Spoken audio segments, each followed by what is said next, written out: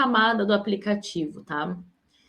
É a camada de apresentação, né? Uma camada de apresentação que não pode, ela foi criada, nessa camada do aplicativo foi criada para que a camada de apresentação não chame diretamente a nossa camada de dados. Por quê? Quando há muito tempo atrás, tá, gente? Quando tudo era feito no front-end, regra de negócio, conexão com o banco de dados e tudo mais, os riscos de ataque à segurança eram grandes, porque tudo era exposto. Você conseguia ver o usuário, conseguia ver senha, conseguia ver conexão com o banco de dados, conseguia ver tudo. Por quê? Porque o nosso client, que é a nossa camada de apresentação, exibia tudo, fazia toda a manipulação ali. Então, essa camada de aplicativo, né, essa camada de aplicação, ela foi criada exatamente para fazer esse meio de campo. Por quê? A nossa camada de apresentação faz uma solicitação para essa camada do aplicativo. Essa camada do aplicativo tem as regras de negócio do sistema. Então, tudo que é validação, tudo que é manipulação de dados é feita nessa camada de aplicativo. A gente conhece isso mais como APIs, né? Que são as nossas APIs, que elas são responsáveis por fazer todo esse tratamento de regra de negócio, manipulação de dados. E depois disso, essa API, essa chamada da API, fazer a chamada para a nossa camada de dados e enviar ou receber informação, fazendo com que a gente tenha aquela barreira de segurança no meio, tá? Então, quando a gente lida aqui, né, quando a gente vai entrar um pouquinho mais abaixo dessa parte de realizar as chamadas da API, a gente tem esse desmembramento aqui, né? Que ações como incluir, editar, deletar, são informações que a gente envia para a camada de dados, né? São informações que a gente manipula para enviar e atualizar a nossa camada de dados. E aí, algumas linguagens que são utilizadas para fazer, né, essa camada do aplicativo são exemplos de Python, Java, Perl, PHP, Ruby, JavaScript. São linguagens de programação onde os desenvolvedores utilizam para desenvolver esses serviços, para desenvolver esse serviço que vai ter as regras de negócio, que vai ter as chamadas das APIs.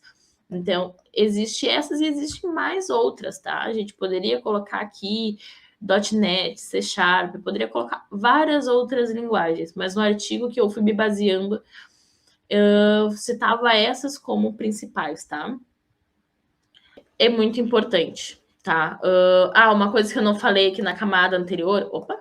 Uma coisa que eu não falei aqui na camada anterior é o seguinte, né? Que na camada de apresentação eu dei exemplos de possíveis defeitos e aqui na camada do aplicativo eu não dei.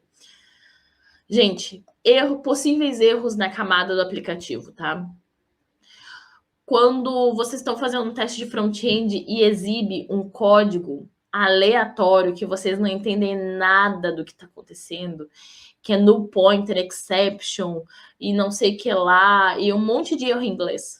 Quando você vê esse erro, é um erro da camada do aplicativo. E o que é esse erro?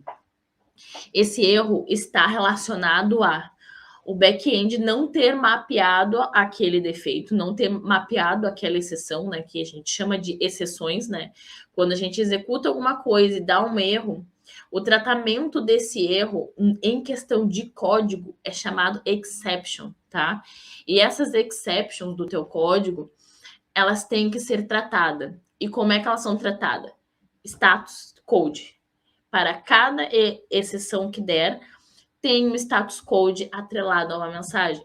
Os alunos aqui do método PDA vão ver muito isso lá nos módulos de API, de requisição web e como fazer testes de API. Vocês vão ver isso, tá, gente? De tratamento de exception. O que é cada status code, o que é cada mensagem. É um erro da camada do aplicativo. Então, quando o back-end ele não mapeia essa exception, não mapeia esse erro, é exibido um erro de código na tela, tá? Então, como que se evita isso? Quando você pegar um erro desse, você vai chamar o desenvolvedor, vai mostrar aquele erro e vai dizer, olha só, a gente precisa que você mapeie esse erro. Esse erro está relacionado ao quê?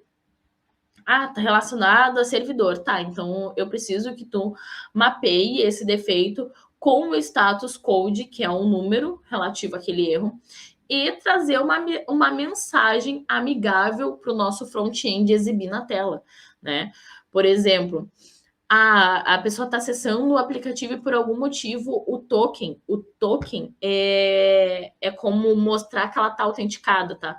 O token expirou, então tipo ela não está mais autorizada a ver aquela página.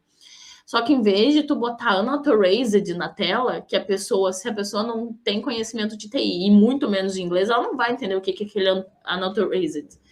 Então, mostra pro front-end assim, refaça o seu login, atualiza a sua tela e faça o seu login novamente.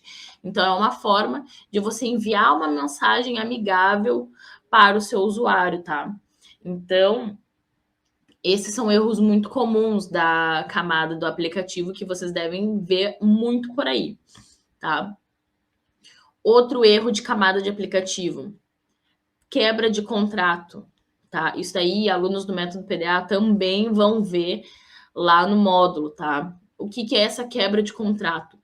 Vamos supor que vocês estão num formulário de criar uma conta em algum lugar e quando vocês colocam o nome de vocês vai preencher um parâmetro, tá? E esse parâmetro se chama nome, vamos supor aqui, eu vou até botar aqui. Vamos botar aqui, o parâmetro se chama nome. E aí o front-end vai enviar esse parâmetro nome para o back-end. Front envia para o back-end o parâmetro. Se por algum motivo o back-end atualiza o campo para name, ele decidiu internacionalizar a API dele, né? Que é deixar a API com parâmetros em inglês, né? Para que todo mundo entenda. Se o back-end atualiza esse campo e o front não sabe disso, acontece a quebra do contrato. O que acontece? O formulário não é enviado, dá um erro e o cadastro não é feito com sucesso. Então, acontece a quebra de contrato. Meu Deus, hoje tá difícil, gente. Tá difícil. O cérebro tá processando mais do que a fala. Acontece a quebra de contrato, dá erro ao enviar a solicitação. Então, a solicitação não é feita. Então, o cadastro não é realizado. Não é realizado. Então, quando isso acontece, se você tem conhecimento disso, tem conhecimento do que é um contrato, você consegue ler aquela mensagem, se a mensagem foi tratada corretamente pelo back-end, e você consegue ali aprender a inspecionar, você vai entender que aquilo de lá não é um problema do front-end, aquilo de lá não deixa de ser um problema do front-end, mas principalmente porque houve um erro de comunicação aí no meio, que o back-end fez a alteração desse contrato, mas não comunicou o front. Então, aí você chega para o dev do front e diz, olha só, o back-end alterou o contrato lá e de nome mudou para name. Então, tu só troca o parâmetro ali que vai dar certo, que eu vou conseguir continuar o meu teste. Então, esses daí já são 2 erros que são muito comuns, gente, na camada de aplicação. Quebra de contrato e o back-end não tratar a exceção, tá? Um outro erro comum da camada de aplicação. Deixa eu ver aqui um outro exemplo que vai ser muito claro e quando vocês verem isso no dia a dia de vocês já vão saber onde é que está o problema. Além de contrato e mensagem de erro não mapeada, vocês também podem se defrontar com APIs fora do ar. É aquele erro 500, Internal Service Error. Também é nessa camada de aplicação, tá, gente? Quando isso acontece, o servidor caiu. E aí, o que é esse servidor? Uma dessas APIs que realizam a conexão com a camada de dados pode ter caído, pode ter sofrido uma intermitência ali por algum motivo, ela ficou offline e aí você não consegue enviar os seus dados. Então, isso aí também é um erro comum da camada.